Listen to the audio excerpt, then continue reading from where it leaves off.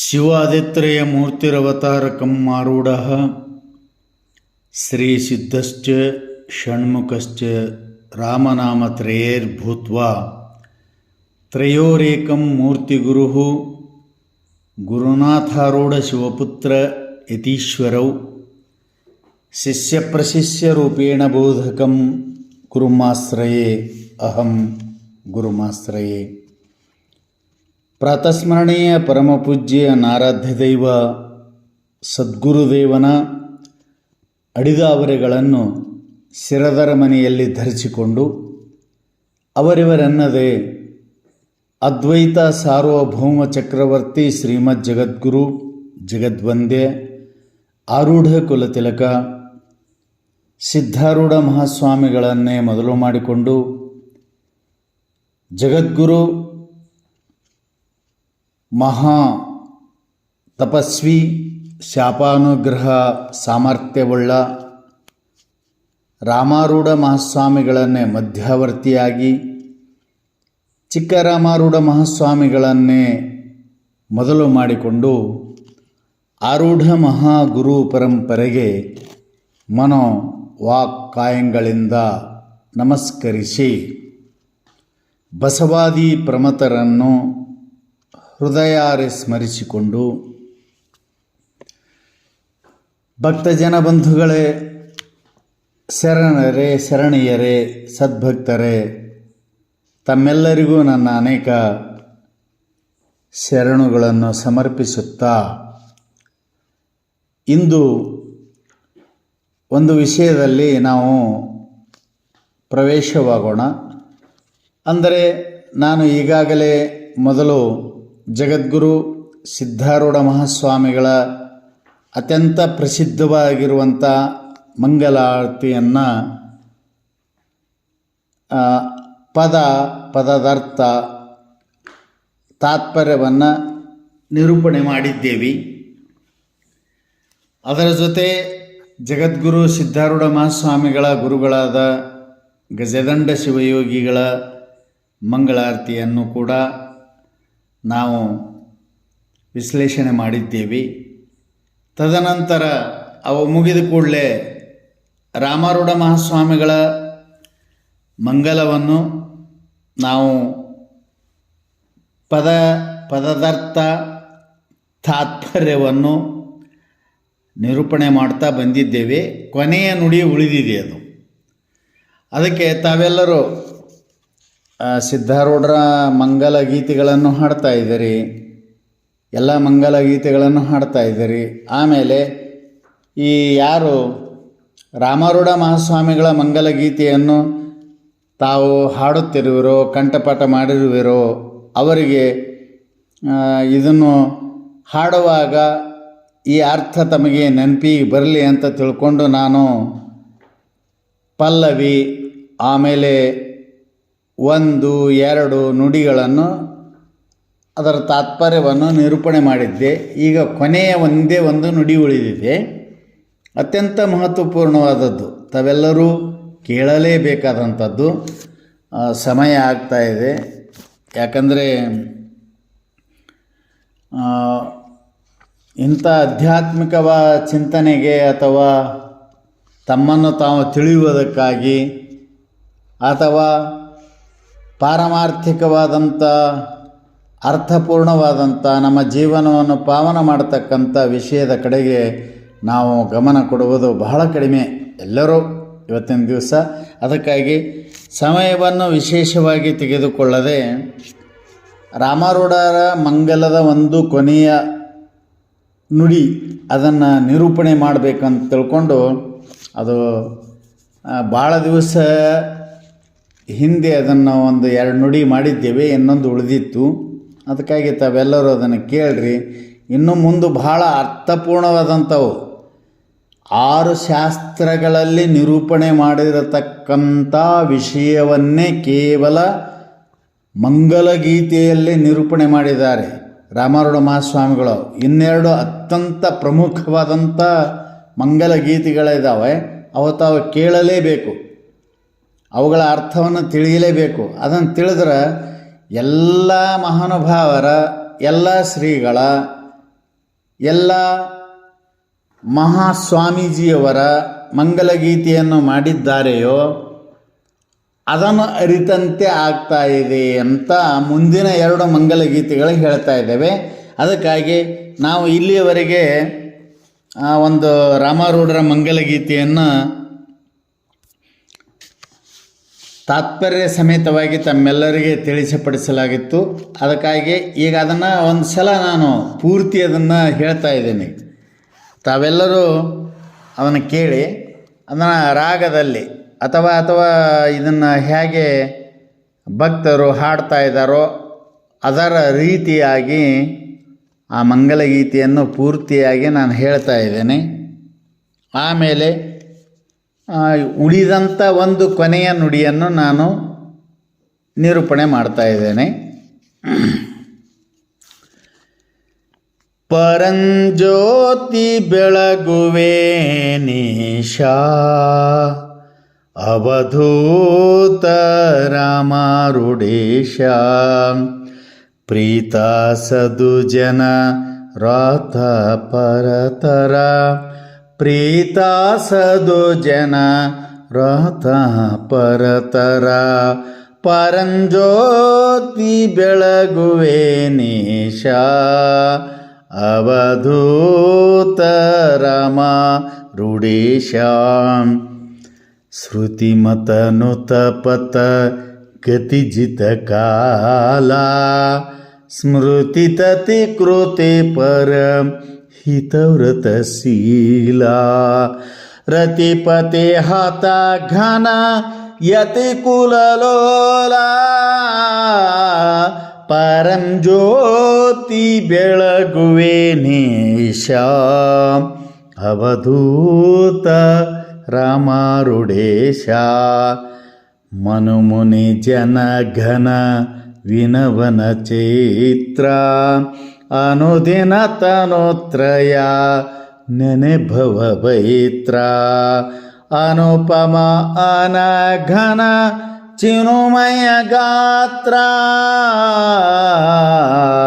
ಪರಂಜ್ಯೋತಿ ಬೆಳಗುವೆ ನೀಶಾ ಅವಧೂತ ರಾಮಾರೂಢೇಶ ಸುರಚಿರಹರ ಸ್ತುತಿ ಸ್ಮರಣೆ ಉಲ್ಲಾಸ ಪರತರ ಪರವಶ ಪರಮನಧ್ಯಾಸ ಧರೆಯೊಳು ಮಲ್ಲಿಕಾರ್ಜುನ ಗಿರಿವಾಸ ಪರಂಜ್ಯೋತಿ ಬೆಳಗುವೆ ನೀಶಾ ಅವಧೂತ ರಾಮಾರೂಢೇಶ ಅವಧೂತ ರಾಮಾರೂಢೇಶ. ಈಗಾಗಲೇ ಅದರ ಪೂರ್ವಭಾವಿ ಮತ್ತು ಆ ಮಂಗಲಗೀತೆಯನ್ನು ಹೇಳೋದ್ರೊಳಗಾಗಿ 7-8 ನಿಮಿಷ ಆಯಿತು. ನೇರವಾಗಿ ಕೊನೆಯ ನುಡಿಯನ್ನು ನಾವು ವಿಚಾರ ಮಾಡೋಣ. ಸುರ ಚಿರ ಹರ ಸ್ತುತಿ ಸ್ಮರಣೆ ಉಲ್ಲಾಸ. ಗಮನ ಕೊಡಿ. ಸುರ ಅಂತಂದರೆ ದೇವತೆಗಳು, ಅಮರರು, ಅಜರರು, ದೇವತೆಗಳು, ಮೃತ್ಯು ರಹಿತವಾಗಿರುವರು ಅಂತ ಆ ಸುರ ಪದಕ್ಕೆ ಅರ್ಥ. ಹಂತ ಇಲ್ಲಿ ಸ್ವಲ್ಪ ನೀವು ಗಮನ ಕೊಡಬೇಕು.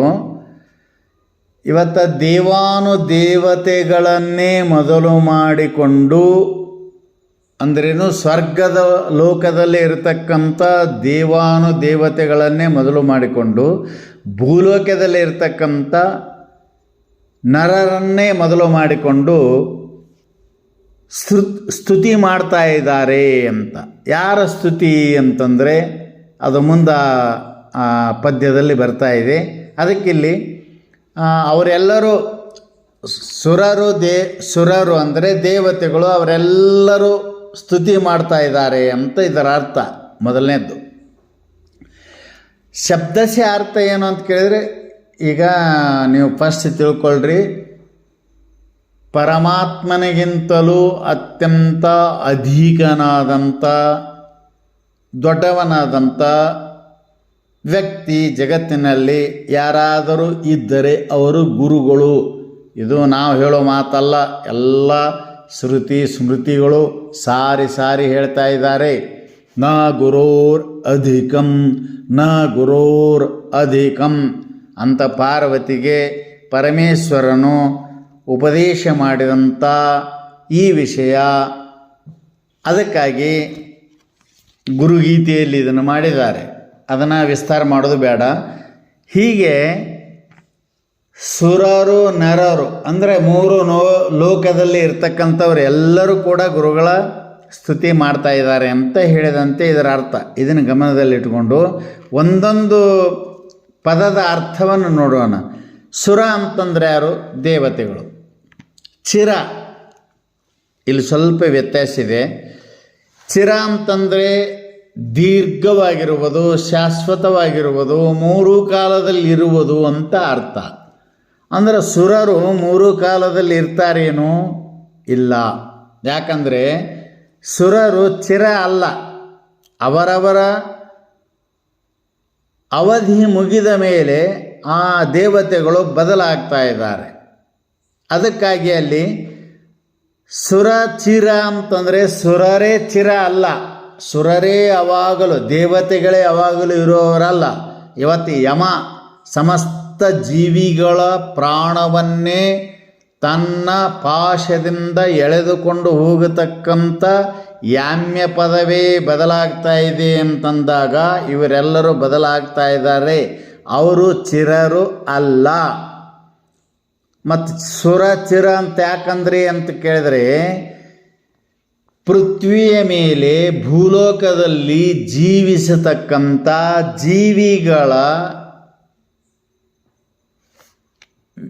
ಜೀವಿಗಳೇನದರಲಿ ಇಲ್ಲಿ ಮನುಷ್ಯರು, ಇವರನ್ನು ನೋಡಿದ ಸಲುವಾಗಿ, ಇವರ ಸಲುವಾಗಿ.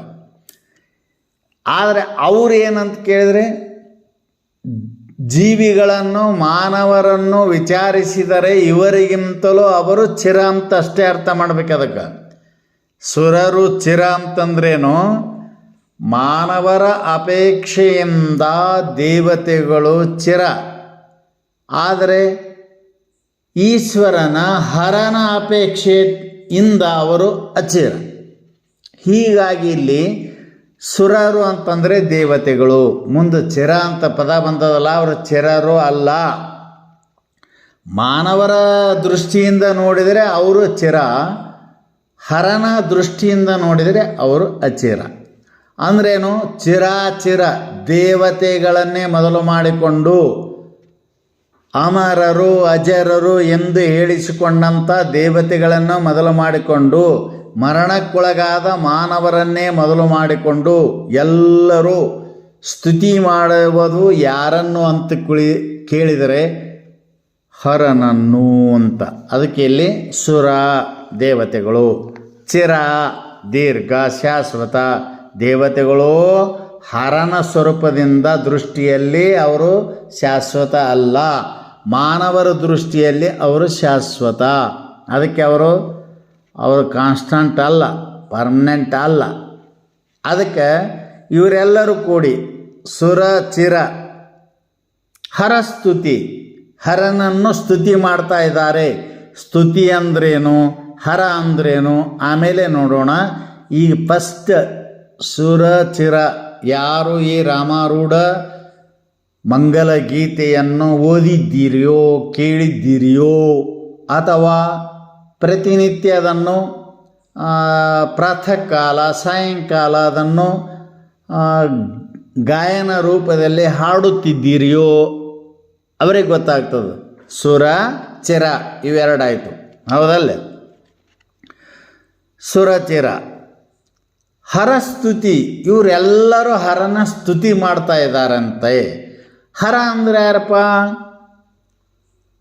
ಹರ ಅಂದರೆ ಯಾರು? ಹರ ಹರ ಹರ ಹರ ಮಹಾದೇವ್.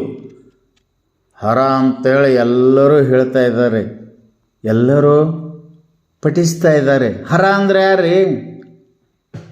ಹರ ಹರ ಮಹಾದೇವ್ ಅಂತೀರಿ, ಅಥವಾ ಮಹಾದೇವ್ ಅಂದಾಗ ಮ್ಯಾಲ ಕೈ ಮಾಡ್ತೀರಿ. ಹರ ಅಂದ್ರೆ ಏನು? ಮಾತು ಭಾಳಷ್ಟು ಬೆಳೆಸೋದಕ್ಕಿಂತಲೂ ಹರ ಸುಮ್ಮನೆ ನೋಡೋಣ.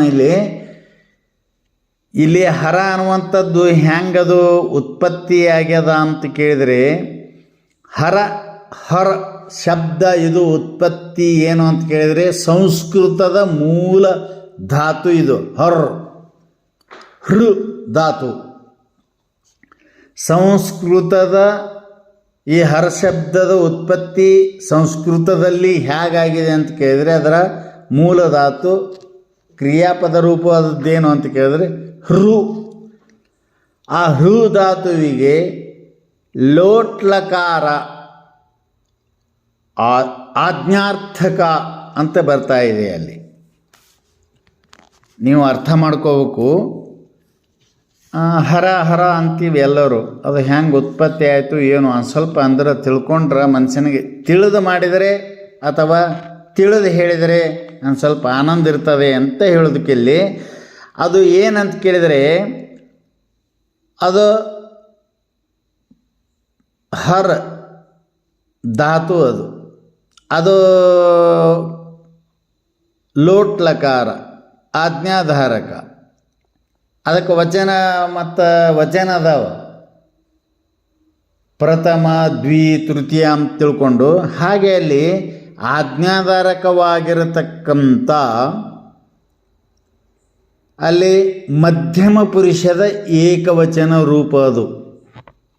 ಇಷ್ಟೇ ತಿಳ್ಕೊಬೇಕು ನೀವು. ಹರ್ ಧಾತು ಅದಕ್ಕೆ ಏನು ಅರ್ಥ ಅಂತ ಕೇಳಿದರೆ ಮತ್ತು ಲೋಟ್ಲಕಾರ ಹೃಧಾತುವಿಗೆ ಲೋಟ್ಲಕಾರ ಆಜ್ಞಾಧಾರಕ.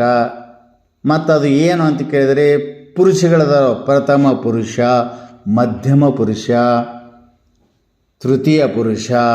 ಹಾಗೆ ಇಲ್ಲಿ ಮಧ್ಯಮ ಪುರುಷವಾದಂಥ ಏಕವಚನ ರೂಪವಾದದ್ದು. ಅದಕ್ಕೆ ಹೃಧಾತುವಿಗೆ ಈ ಪದ ಏನಾಯಿತು ಅಂತ ಕೇಳಿದರೆ ಅದಕ್ಕೆ ಅರ್ಥ ಏನು ಅಂತಂದರೆ ಹರಣ ಕರ್ನೇವಾಲ, ಲೇನೇವಾಲ, ಚಿನ್ಲೇವಾಲ, ಲೂಟ್ನೇವಾಲ, ಧನ್ ಹರ್. ಹೌದ್ರಿ, ಇಷ್ಟೆಲ್ಲ ಹೇಳಿದ್ರಿ ನೀವು. ನೋಡ್ರಿ, ಲೇನೇವಾಲ ಅಂದರೆ ತೆಗೆದುಕೊಳ್ಳುವವ, ಛೀನ್ಲೇವಾಲ ಛಿನ್ಲೇನ ಅಂದರೆ ಕಸಿದುಕೊಳ್ಳುವವ, ಲೂಟ್ನೇವಾಲ ಅಂದ್ರೆ ಅದನ್ನು ಲೂಟಿ ಮಾಡುವವ. ಅವು ಯಾವ್ರಿ ಅಂತ ಕೇಳಿದ್ರೆ ಹೀಗೆಲ್ಲ ಕಸ್ಕೊಳ್ಳವ, ಹರಣ ಮಾಡುವವ, ಲೂಟ್ ಮಾಡುವವ. ಏನು ಲೂಟ್ ಮಾಡುವ ಅಂದ್ರೆ ಜಗತ್ತಿನಲ್ಲಿ ಭಾಳಷ್ಟು ಲೂಟಿ ಮಾಡೋರು ಅದಾರ, ಕಸ್ಕೊಳ್ಳೋರು ಅದಾರ, ಹರಣ ಮಾಡೋರು ಅದಾರ. ಅವ್ರು ಯಾರು ಅಂತ ಕೇಳಿದ್ರೆ ಧನ್ ಹರ್ನೇ ವಾಲಾ ಹೈ, ಧನವನ್ನು ಹರಣ ಮಾಡೋರದಾರ, ವಸ್ತ್ರವನ್ನು ಹರಣ ಮಾಡೋರಿದ್ದಾರೆ, ಆಮೇಲೆ ಪ್ರಾಣವನ್ನು ಹರಣ ಮಾಡೋರಿದ್ದಾರೆ, ಅಥವಾ ಯಾವುದೇ ಒಂದು ವಸ್ತುವನನ್ನು ಕಸಿದುಕೊಳ್ಳುವವರಿದ್ದಾರೆ ಅಂತಿದಕ್ಕೆ ಅರ್ಥ. ಮತ್ತು ಇನ್ನೊಂದು ಪ್ರತಿದ್ವಂದ್ವಿಕೋ ಹರಾದಿಯ ಅಂದ್ರೆ ತನಗೆ ಎದುರಾಳಿಯಾದಂಥವನನ್ನು, ಹರಾದಿಯ ಅಂದ್ರೆ ಅವನನ್ನು ಸೋಲಿಸಿದ ಅಂತನೂ ಅರ್ಥ ಆಗ್ತಾ ಇದೆ. ಅದಕ್ಕಿಲ್ಲಿ ಯಾವುದೂ ಈ ಅರ್ಥ ಸರಿಯಾದದ್ದು ಅಲ್ಲ. ಮತ್ತು ಏನಪ್ಪ ಅಂತ ಕೇಳಿದರೆ ಅವ ಏನು ಹರಣ ಮಾಡ್ತಾನ ಅಂತ ಕೇಳಿದರೆ ಹರ್ ಪದಕ್ಕೆ ಅರ್ಥ ಏನು ಅಂತ ಕೇಳಿದರೆ ದೂರ ಕರ್ಲೋ, ದುಃಖ ಹರ್ಲೋ, ನನ್ನ ದುಃಖವನ್ನು ದೂರ ಮಾಡು, ನನ್ನ ದುಃಖವನ್ನು ಹರಣ ಮಾಡು. ಅಂದರೆ ಯಾರು ನಿಷ್ಠಾಭಕ್ತಿಯಿಂದ ಏಕೈಕ ಭಕ್ತಿಯಿಂದ ಕೂಡಿಕೊಂಡು ನೀನೇ ಗತಿ ಎಂದು ಆ ಹರನಿಗೆ ಶರಣಾಗತರಾದವರ ದುಃಖವನ್ನು ದೂರ ಮಾಡುವವನು, ಅವರ ಕಷ್ಟವನ್ನು ದೂರ ಮಾಡುವವನು. ಈ ಯಾವ ದೂರ ಮಾಡತಕ್ಕಂಥವನಿಗೆ ಹರತಿ ಇತಿ ಹರಹ ಹರಣ ಮಾಡುವವನೇ ಹರ. ಏನು ಹರಣ ಮಾಡುವವ ಅಂತ ಕೇಳಿದರೆ ಧನ ಹರಣ ಮಾಡುವ ಅಲ್ಲ, ವಸ್ತ್ರ ಹರಣ ಮಾಡುವ ಅಲ್ಲ, ಆಮೇಲೆ ಅವರ ಇನ್ನೊಂದು ಯಾವುದೇ ಹರಣ ಮಾಡತಕ್ಕಂಥವನು ಅವನಲ್ಲ. ತನ್ನ ಭಕ್ತರ ದುಃಖವನ್ನು, ಅವರಿಗೆ ಬಂದಂಥ ಸಂಕಷ್ಟವನ್ನು ಹರಣ ಮಾಡತಕ್ಕಂಥವನಿಗೆ ಏನಂತ ಕರೀತಾ ಇದ್ದಾರೆ ಅಂತ ಕೇಳಿದರೆ ಹರ್ ಅಂತ ಕರೀತಾ ಇದ್ದಾರೆ. ಅದಕ್ಕಿಲ್ಲಿ ಸುರ ಚಿರ ಹರ್ ಸ್ತುತಿ. ಸುರರು ದೇವತೆಗಳು, ನರರು ಮಾನವರು, ಇವರೆಲ್ಲರೂ ಸ್ತುತಿ ಮಾಡ್ತಾ ಇದ್ದಾರೆ. ಹೌದಲ್ಲ? ಸ್ತುತಿ ಮಾಡ್ತಾ ಇದ್ದಾರಲ್ಲ, ಅವನ ಸ್ತುತಿ ಮಾಡಿದಾಗ ಇವು ಎಲ್ಲವುಗಳನ್ನು ಹರಣ ಮಾಡ್ತಾ ಇದ್ದಾನೆ ಅಂತ. ಹೀಗಾಗಿ ಅಲ್ಲಿ ಹರ ಚಿರ ಸುರ ಚಿರ ಹರ. ಸುರ ದೇವತೆಗಳು, ಚಿರ ಅಂದರೆ ಈಶ್ವರನ ಹರನ ದೃಷ್ಟಿಯಿಂದ ಚಿರ ಅಲ್ಲ, ಮಾನವರು ಚಿರ ಅಲ್ಲ. ಚಿರವಾದದ್ದೊಂದೇ ಹರವಸ್ತು. ಅಂಥ ಚಿರವಾದಂಥ ವಸ್ತುವಿನನ್ನು ಇವರು ಸ್ತುತಿ ಮಾಡಿದ್ರಂದ್ರೆ ಇವರು ಚಿರನೇ ಆಗ್ತಾರೆ ಎಂಥದ್ರ ಅರ್ಥ. ಅದಕ್ಕೆ ಹರಸ್ತುತಿ ಅಂತ ಕೇಳಿದರು. ಸ್ತುತಿ ಅಂದ್ರೇನು? ಭಾಳ ಜನ ಸ್ತುತಿ ಮಾಡ್ತಾರೆ. ಕೊಟ್ಟರು ಸ್ತುತಿ ಮಾಡ್ತಾರೆ, ಹೊಗಳಿದ್ರೆ ಸ್ತುತಿ ಮಾಡ್ತಾರೆ, ಅವ್ರನ್ನ ಪ್ರೀತಿಸಿದ್ರೆ ಸ್ತುತಿ ಮಾಡ್ತಾರೆ. ಇವು ಯಾವ ಸ್ತುತಿ ಅಲ್ಲ. ಸ್ತುತಿ ಪದಕ್ಕೆ ಅರ್ಥ ಏನು ಅಂತ ಕೇಳಿದರೆ ಗುಣನಿಷ್ಠ ಗುಣಾಭಿಧಾನಂ ಸ್ತುತಿ ಅಂತ. ನೋಡ್ರಿ, ಯಾರ ಸ್ತುತಿ ಮಾಡಬೇಕು ಜೀವನದಲ್ಲಿ? ಎಲ್ಲರೂ ಸ್ತುತಿ ಮಾಡ್ತಾರೆ ಅವರ ಸಮಯ ಸಾಧನೆ ಮಾಡಿಕೊಳ್ಳುವುದಕ್ಕಾಗಿ, ತಮ್ಮದನ್ನು ತಾವು ಸಾಧಿಸಿಕೊಳ್ಳುವುದಕ್ಕಾಗಿ. ಎಂಥ ಯೋಗ್ಯರಿದ್ದರು, ಎಂಥ ಹೀನ ಮಾನವರಿದ್ದರೂ ಕೂಡ ಅವರ ಸ್ತುತಿ ಮಾಡ್ತಾರೆ. ಯಾಕಂತ ಕೇಳಿದರೆ ಅವ್ರಿಗೆ ಗೊತ್ತಿರ್ತದೆ ಇವ ಹೀನ ಅದಾನ, ಇವ ಅಯೋಗ್ಯ ಅದಾನ, ಇವ ಲೋಪರ್ ಅದಾನ, ಇವ ಲಪಡ ಅದಾನ ಅಂತ ಗೊತ್ತದ. ಆದರೂ ಸ್ತುತಿ ಮಾಡ್ತಾರೆ. ಯಾಕೆ? ಇವ್ರ ಕೆಲಸ ಆಗಬೇಕಾಗ್ಯದ. ಇದು ಹಾಗಲ್ಲ. ಇಲ್ಲಿ ಸ್ತುತಿ ಪದಕ್ಕೆ ಅರ್ಥ ಏನು ಅಂತ ಕೇಳಿದರೆ ಗುಣನಿಷ್ಠ ಗುಣಾವಿಧಾನಂ ಸ್ತುತಿ. ಆ ಗುಣವಂತನಲ್ಲಿ ಇರತಕ್ಕಂಥ ಒಳ್ಳೆಯ ಗುಣಗಳು ಇದ್ದರೇ ಅವ ಗುಣವಂತ. ಅಂಥ ಒಳ್ಳೆಯ ಗುಣಗಳಿಂದ ಕೂಡಿಕೊಂಡಿರತಕ್ಕಂಥವನೇ ಗುಣವಂತ. ಅದು ಪಿಕ್ಚರ್ದಾಗ ಹಾಡ್ತಾರಲ್ಲ, ಆ ಗುಣವಂತ ಅಲ್ಲ. ಪರಮಾತ್ಮ ಒಬ್ಬನೇ ಗುಣವಂತ, ಆ ಹರನು ಒಬ್ಬನೇ ಗುಣವಂತ. ಅಂಥ ಗುಣವಂತನಲ್ಲಿರುವ ಗುಣಗಳನ್ನು ಹೇಳುವುದಕ್ಕೆ, ಹೊಗಳುವುದಕ್ಕೆ, ಹಾಡುವುದಕ್ಕೆ ಸ್ತುತಿ ಅಂತ ಕರೀತಾ ಇದ್ದಾರೆ. ಯಾರು ನೀವು ಒಳ್ಳೆಯವರ ಗುಣಗಳನ್ನು ಎತ್ತಿ ಹೇಳಿರಿ? ಯಾರು ಪರಮಾತ್ಮನಲ್ಲಿ ಇರ್ತಕ್ಕಂಥ ಅನೇಕ ಗುಣಗಳನ್ನು ಕಂಡು ನೀವು ಸ್ತುತಿ ಮಾಡಿರಿ? ಮಾಡಂಗಿಲ್ಲ, ಗೊತ್ತಿಲ್ಲ ನಿಮಗೆ, ಅದಕ್ಕೆ ಮಾಡೋದಿಲ್ಲ. ನೋಡಿ, ಅವ್ರು ಏನು ಹೇಳ್ತಾರಂದರೆ ಅವ ಒಳ್ಳೆಯ ಗುಣಗಳಿರುವವನೇ ಗುಣವಂತ. ಆ ಗುಣವಂತನಲ್ಲಿರತಕ್ಕಂಥ ಒಳ್ಳೆಯ ಗುಣಗಳನ್ನು ಹೇಳುವುದೇ, ಹಾಡುವುದೇ, ಸ್ತುತಿಸುವುದೇ ಸ್ತುತಿ. ಅವ ಯಾರು? ಹರ, ಪರಮಾತ್ಮ. ಅದಕ್ಕಿಲ್ಲಿ ಸುರ ಚಿರ ಹರ ಸ್ತುತಿ ಅಂತ ಕರಿತಾ ಇದ್ದಾರೆ. ಹೌದ್ರಿ, ಒಳ್ಳೆಯ ಗುಣಗಳು ಯಾರಪ್ಪ? ಅವನು ನಿಮ್ಮ ಹತ್ರ ಇದ್ದು ಒಳ್ಳೆಯ ಗುಣಗಳನ್ನು ಏನೇನೋ ಹೇಳ್ತಿರ್ತೀರಿ. ಅವನಲ್ಲಿ ಯಾರು ಅಂತ ಕೇಳಿದರೆ ಹರನಲ್ಲಿರುವ ಒಳ್ಳೆಯ ಗುಣಗಳು, ದಶ ಕಲ್ಯಾಣಕಾರಕ ಗುಣಗಳು ಅಂತ ಶಾಸ್ತ್ರದಲ್ಲಿ ನಿರೂಪಣೆ ಮಾಡಿದ್ದಾರೆ. ಅವು ಯಾವುವು ಅಂತ ಕೇಳಿದರೆ ಸುಮ್ಮನೆ ಹತ್ಯೆ ಅಲ್ರಿ, ಅವನು 10 ಕೋಟಿ ಎಣಿಕೆಗೆ ಬಾರದಂಥ ಒಳ್ಳೆಯ ಗುಣಗಳು ಹರನಲ್ಲಿ, ಪರಮಾತ್ಮನಲ್ಲಿ ಇದ್ದಾವೆ. ಶಾಸ್ತ್ರದಲ್ಲಿ ಸುಮ್ಮ ದಶಕಲ್ಯಾಣಕಾರಕ ಗುಣಗಳು ಅಂತ ನಿರೂಪಣೆ ಮಾಡಿದ್ದಾರೆ. ಸುಮ್ಮ ಅವುಗಳನ್ನು ತಿಳ್ಕೊಳ್ರಿ. ಅವು ಯಾವುವು ಅಂತ ಕೇಳಿದ್ರೆ ಸರ್ವಶಕ್ತಿತ್ವ, ಜೀವನಲ್ಲಿ ಅಲ್ಪಶಕ್ತಿತ್ವ. ಅವು ಜೀವನದ ಹೇಳೋದು ಬೇಡ ನಾವು. ಸುಮ್ಮನೆ ನಾನು ಹರನಲ್ಲಿ ಇರತಕ್ಕಂಥ ಒಳ್ಳೆಯ ದಶಕಲ್ಯಾಣಕಾರಕ ಗುಣಗಳು ಯಾವುವು ಅನ್ನೋದನ್ನು ಅಷ್ಟೇ ಹೇಳ್ತೀನಿ, ಸಮಯ ಆಗ್ತಾ ಬಂತು. ಸರ್ವಶಕ್ತಿತ್ವ, ಸರ್ವಜ್ಞತ್ವ, ಸರ್ವಕರ್ತೃತ್ವ, ವ್ಯಾಪಕತ್ವ, ಏಕತ್ವ, ಸ್ವಾಧೀನತ್ವ, ಸಮರ್ಥತ್ವ, ಪರೋಕ್ಷತ್ವ, ಪೂರ್ಣತ್ವ, ಮಾಯಾ ಉಪಾಧಿ ತತ್ವ. ಇವೆಲ್ಲ ಒಂದೊಂದನ್ನು ಬಿಡಿಸ್ಕೋತ ಹೋದ್ರೆ ಇವು ಒಂದೊಂದಕ್ಕೆ ಮತ್ತಿಷ್ಟು ಸಮಯ ಆಗ್ತಾ ಇದೆ. ಅದಕ್ಕಾಗಿ ಸ್ವಲ್ಪದಲ್ಲಿ ಮುಗಿಸಬೇಕಾಗಿದೆ. ಹರನಲ್ಲಿ ಇರತಕ್ಕಂಥ ಇಂಥ ಗುಣಗಳನ್ನು ಸ್ತುತಿ ಮಾಡಬೇಕು ಅಂತ. ಸ್ತುತಿ ಮಾಡೋದು ಮತ್ತು ಸ್ಮರಣೆಗೆ ಬರೋದು, ಸ್ಮರಣೆಗೆ ಬರಬೇಕದು. ಸ್ಮರಣೆ ಬರಬೇಕಾಗಿತ್ತಂದ್ರೆ ಸ್ಮರಣೆ ಪದಕ್ಕೆ ಅರ್ಥ ನೆನಪು. ನೆನಪು ಯಾರು ಬರ್ತದ್ರಿ? ಎಲ್ಲರದು ನೆನಪು ಬರೋದಿಲ್ಲ. ಸ್ಮರಣೆ ಅಂದ್ರೇನು? ನೆನಪು ಆಗಬೇಕಾದ್ರೆ ಸುಮ್ಮನೆ ಆಗೋದಿಲ್ಲ ರೀ. ನಿಮಗೆ ಗೊತ್ತೇ ಇಲ್ಲ, ಸುಮ್ಮನೆ ನೆನಪು ಮಾಡ್ತೀರಿ ನೀವು. ಯಾರ್ದೋ ನೆನಪು ಮಾಡ್ತೀರಿ, ಏನೋ ನೆನಪು ಮಾಡ್ತೀರಿ. ನೆನಪು ಆಗಬೇಕಾದ್ರೆ ಏನಿರ್ಬೇಕು ಅನ್ನೋದು ನಿಮಗೆ ಗೊತ್ತಿಲ್ಲ. ನಾ ಸಂಕ್ಷಿಪ್ತ ಹೇಳ್ತೀನಿ.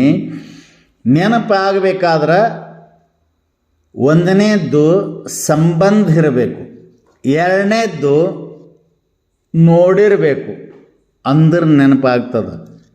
ಈಗ ನಿಮ್ಮ ಯಾರ್ದು ಸಂಬಂಧಿಕರದಾಗಲಿ ಅಥವಾ ನಿಮಗೆ ಬೇಕಾದವ್ರದ್ದಾಗಲಿ ಅಥವಾ ಯಾವುದೇ ಒಂದು ವಸ್ತುವಿನ ನೆನಪೇ, ಅದು ಮನುಷ್ಯರಾಗಲಿ ವ್ಯಕ್ತಿಯಾಗಲಿ ವಸ್ತು ಆಗಲಿ ಅಂತ ಇಟ್ಕೊಳ್ರಿ. ನೆನಪಾಗಬೇಕಾದ್ರೆ ಸ್ಮರಣೆ ಆಗಬೇಕಾದ್ರೆ ಸುಮ್ಮನೆ ಆಗ್ತದನ್ರಿ? ಸುಮ್ಮನೆ ಆಗೋದಿಲ್ಲ. ಏನಾಗಬೇಕು? ಅದೊಂದು ಸಂಬಂಧ ಇರಬೇಕು. ಸಂಬಂಧಿತ್ತು ಅಂತಂದರೆ ಅದು ಎಷ್ಟು ದೂರ ಇರಲಿ ಸ್ಮರಣೆ ಆಗ್ತದೆ. ಇನ್ನೊಂದು ನೋಡಿರ್ಬೇಕು, ಸ್ಮರಣೆ ಆಗ್ತದೆ. ನೋಡ್ರಿ, ನಿಮ್ಮ ಮಗನ್ನ ನೋಡಿರಿ, ಹೌದಾ? ಅವಾಗ ನಿಮಗೆ ತಂದೆ ಮಗು ತಾಯಿ ಮಗು ಸಂಬಂಧದ. ಅವ ಸಾವಿರ ಕಿಲೋಮೀಟ್ರ್ ದೂರ ಇವತ್ತು ಔಟ್ ಆಫ್ ಕಂಟ್ರಿ ಆಗದಾನ. ನೆನಪಾಗ್ತದೆ ನಿಮಗೆ. ಯಾಕೆ ನೆನಪಾಗ್ತದ? ಸಂಬಂಧದ. ತಂದೆ ತಾಯಿ, ಅವ ಮಗು, ನಮ್ಮ ಮಗು, ನಮ್ಮ ಅಣ್ಣ, ನಮ್ಮ ತಮ್ಮ ಎಲ್ಲ ಇಟ್ಕೊಳ್ಳಿ. ಸಂಬಂಧದ ನೆನಪಾಗ್ತದೆ. ಹೋಗಲಿ, ಅಲ್ಲೇ ನಿಮ್ಮ ಪಕ್ಕದ ಮನೆಯೊಳಗಿದ್ದು ಒಂದು ಹುಡುಗ ಅಮೇರಿಕದೊಳಗದ, ಬೇರೆ ದೇಶದೊಳಗೆ, ನೆನಪಾಗ್ಯದ ನಿಮಗೆ? ಆಗೋದಿಲ್ಲ. ಯಾಕೆ? ಸಂಬಂಧ ಇಲ್ಲ. ನೋಡ್ರಿ, ನೋಡಿದರೂ ಕೂಡ ಸಂಬಂಧ ಇಲ್ಲ, ನೆನಪಾಗೋದಿಲ್ಲ. ಅದಕ್ಕೆ ನೋಡಿದರೂ ಕೂಡ ಇವು ಎರಡರಲ್ಲಿ ಅತ್ಯಂತ ಮಹತ್ವಪೂರ್ಣವಾದದ್ದು ಯಾವುದು ಅಂತ ಕೇಳಿದರೆ ಸಂಬಂಧ ಬಹಳ ಮಹತ್ವದ. ಭಾಳಷ್ಟು ವಿಷಯ ವಸ್ತುಗಳು ಅಥವಾ ವ್ಯಕ್ತಿಗಳು ನಮ್ಮ ಇದರಲ್ಲಿ ಹಾಯ್ದು ಹೋಗಿರ್ತಾರ, ಬಟ್ ಅವ್ರದ್ದು ನೆನಪಾಗೋದಿಲ್ಲ. ಯಾಕಂತ ಕೇಳಿದ್ರೆ ಸಂಬಂಧ ಇರೋದಿಲ್ಲ. ಸಂಬಂಧ ಇರಬೇಕು. ಬರೀ ನೋಡಿದರೆ ನೆನಪಾಗ್ತದ, ಸ್ಮೃತಿ ಆಗ್ತದ, ಇದು ಅಷ್ಟು ಯೋಗ್ಯವಾದದ್ದು ಅಲ್ಲ. ಸಂಬಂಧ ಇತ್ತು ಅಂತಂದರೆ ನೋಡಲಿಲ್ಲ ಅಂದರೂ ಕೂಡ ಏನಾಗ್ತದಂದ್ರೆ ಸ್ಮರಣೆ ಆಗ್ತದ್ರಿ. ಅದಕ್ಕೆ ಇಲ್ಲಿ ನಾವೇನು ತಿಳಿದೀವಿ? ದೇವ್ರು ನಮಗೇನಪ್ಪ ಸಂಬಂಧ? ಏನು ಅವ್ಗತ್ತೇನ ಅಪ್ಪಗತ್ತೇನ? ಎಷ್ಟು ವಿಚಿತ್ರದ ನೋಡು. ಪರಮಾತ್ಮ ಹೇಳ್ತಾನ, ನಾನು ನೋಡಿಲ್ಲ ನೀವು, ಆದರೂ ನೀವು ನನ್ನ ಸಂಬಂಧಿಕರು. ಮಮೈವಾಂಶೋ ಜೀವಲೋಕೆ ಜೀವಭೂತ ಸನಾತನಃ. ಈ ಜಗತ್ತಿನಲ್ಲಿರುವ ಎಲ್ಲ ಜೀವಿಗಳು ನನ್ನ ಸಂಬಂಧಿಕರು, ನನ್ನಿಂದಲೇ ಉತ್ಪತ್ತಿಯಾದವರು, ನಾನೇ ಇವರಿಗೆ ಕಾರಣ. ಪಿತಾಮಹಸ್ಯ ಜಗತ್ತೋ ಮಾತಾ ದಾತಾ ಪಿತಾಮಹ, ಇವರ ತಂದೆ ತಾಯಿ ಬಂಧು ಬಳಗ ಅಜ್ಜ ಮುತ್ತಜ್ಜ ಎಲ್ಲವೂ ನಾನೇ ಸಂಬಂಧ ಅಂತ ಹೇಳ್ಯಾನ. ಆ ಸಂಬಂಧವನ್ನು ಮರೆತ ಸಲುವಾಗಿ ಏನಾಗ್ಯದ ಅಂತ ಕೇಳಿದರೆ ಅವನು ನೆನಪಾಗೋದಿಲ್ಲ. ಎಲ್ಲರಿಗೆ ನೆನಪಾಗ್ತದೇನ್ರಿ? ಯಾರು ಪರಮಾತ್ಮನಿಗೆ ಹರನಿಗೆ ನಮಗೂ ಸಂಬಂಧ ಐತಿ ಅಂತ ಗಟ್ಟಿ ತಿಳ್ಕೊಂಡು ಗಟ್ಟಿಯಾಗಿ ಉಳಿದಾರೋ ಅವರಿಗೆ ಸ್ಮರಣೆ ಆಗ್ತದೆ. ಸ್ಮರಣೆ ಆಯಿತು ಅಂತಂದ್ರೆ ಏನಾಗ್ತದೆ ಅಂತ ಕೇಳಿದ್ರೆ ಉಲ್ಲಾಸ ಆಗ್ತದೆ, ಸಂತೋಷ ಆಗ್ತದೆ. ನೋಡ್ರಿ, ನಿಮ್ಮವರು ಅನ್ನೋರು ಸ್ಮರಣೆ ಆಯ್ತಂದ್ರೆ ನಿಮಗೆ ಅವ್ರು ಎದುರಿಗೆ ಬಂದಷ್ಟು ಆನಂದ ಆಗ್ತದ್ರಿ. ನಿಮಗೆ ಉಲ್ಲಾಸ ಆಗ್ತದೆ, ಆನಂದ ಆಗ್ತದೆ. ಪರತರ ಪರವಶ ಪರಮನಧ್ಯಾಸ. ಯಾವಾಗ ಪರಮಾತ್ಮನ ಸ್ಮರಣೆ ನಮಗಾಯಿತು ಅಂದರೆ ಪರತರ ಅತ್ಯಂತ ಶ್ರೇಷ್ಠವಾದಂಥ ಆ ಪರಮಾತ್ಮನ ಸ್ಮರಣೆಯಾದಾಗ ನಾವು ಪರವಶರಾಗಿಬಿಡ್ತೀವಿ ಅಂತ. ಈ ಪ್ರಪಂಚದಿಂದ ಪರವಶರಾಗಿಬಿಡ್ತೀವಿ. ಭಾಳಷ್ಟು ಜನ ಇವತ್ತು ಪ್ರೀತಿ ಮಾಡಿದವರ ಜೊತೆ ಅವ ಸೇರಿದ ಅಂತಂದರೆ, ಪ್ರೀತಿ ಮಾಡಿದವರು ಇಬ್ಬರು ಕೂಡಿದರೆ ಅವರು ಪರವಶ ಆಗ್ತಾರೆ. ಎದರಿಂದ? ತಂದೆ ತಾಯಿಗಳಿಂದ, ಈ ಜಗತ್ತಿನಿಂದ, ಈ ವ್ಯವಹಾರದಿಂದ, ಈ ಪ್ರಪಂಚದಿಂದ ದೂರ ಆಗಿಬಿಡ್ತಾರೆ. ಪರವಶ ಇದೇನು ಗೊತ್ತಿರೋದಿಲ್ಲ.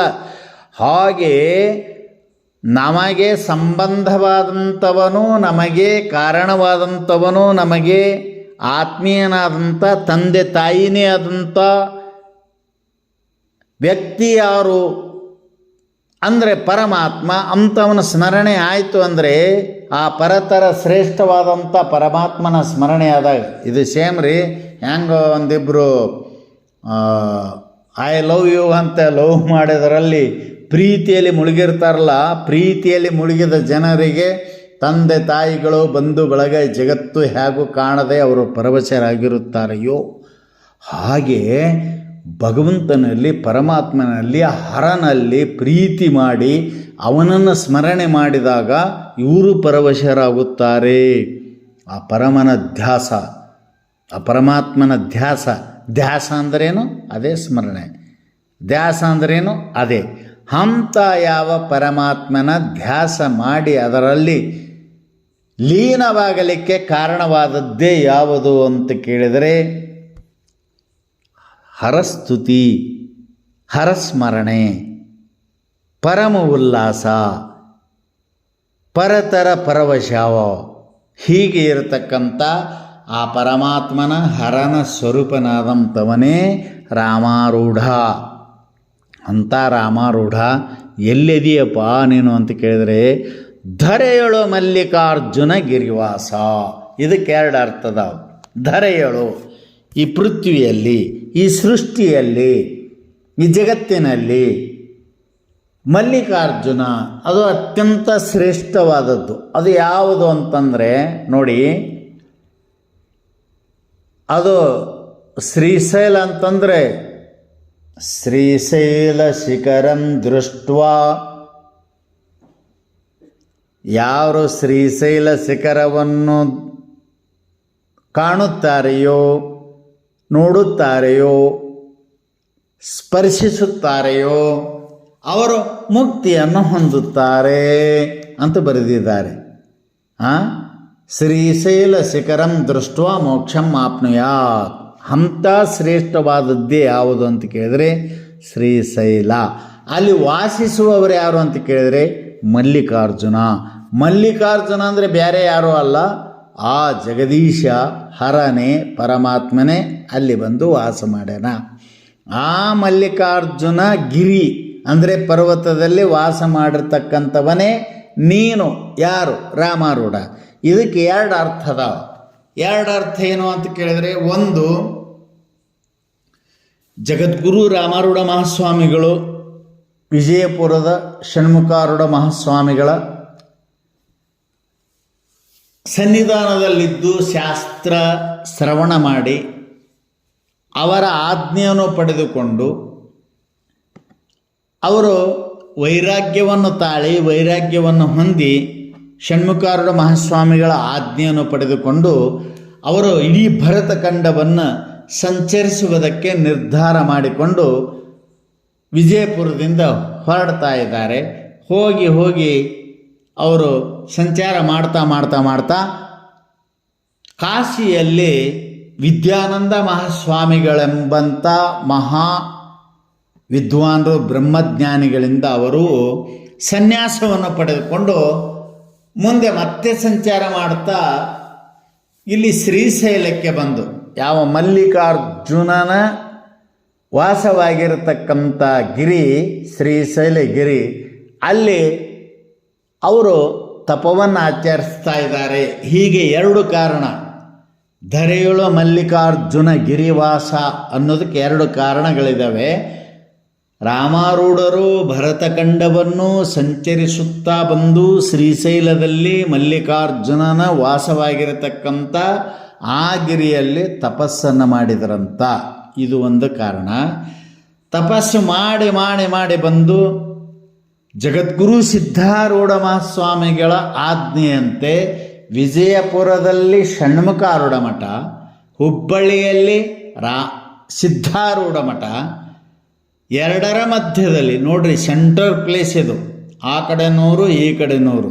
ನೀ ಅಲ್ಲೇ ಹೋಗಿ ರಾಮಾರೂಢ ಮಠ ಅಂತ ನೀನು ಒಂದು ಆರೂಢ ಪೀಠವನ್ನು ಸ್ಥಾಪಿಸಪ ಅಂತ ಜಗದ್ಗುರು ಸಿದ್ಧಾರೂಢ ಮಹಾಸ್ವಾಮಿಗಳು ಹೇಳಿದ ತಕ್ಷಣ ಇಲ್ಲಿ ಬಂದು ಅವರು ಇಲ್ಲಿ ರಾಮಾರೂಢ ಮಠವನ್ನು ಸ್ಥಾಪಿಸಿದರು. ಎಲ್ಲಿ ಅಂತ ಕೇಳಿದರೆ ಘಟಪ್ರಭಾ ತೀರದಲ್ಲಿ. ಅಲ್ಲಿ ಮಲ್ಲಿಕಾರ್ಜುನ ಮಂದಿರ ಇದೆ. ಒಂದು ಮಲ್ಲಿಕಾರ್ಜುನ ಮಂದಿರ, ಒಂದು ದುರುದುಂಡೇಶ್ವರ ಮಠ, ಒಂದು ರಾಮಾರೂಢ ಮಠ.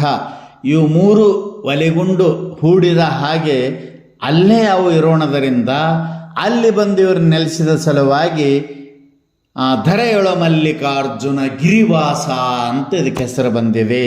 ಅಂದ್ರೇನಿದು ಸ್ಥೂಲ ರೂಪವಾಗಿ ಒಂದು ಅವರು ಸಂಚಾರ ಮಾಡ್ತಾ ಹೋಗಿ ಯಥಾವತ್ತವಾಗಿ ಹರನೇ ಪರಮೇಶ್ವರನೇ ಶ್ರೀಶೈಲ ಗಿರಿಯಲ್ಲಿ ಮಲ್ಲಿಕಾರ್ಜುನ ನಾಮದಿಂದ ನೆಲೆಸಿದ್ದಾನೆ.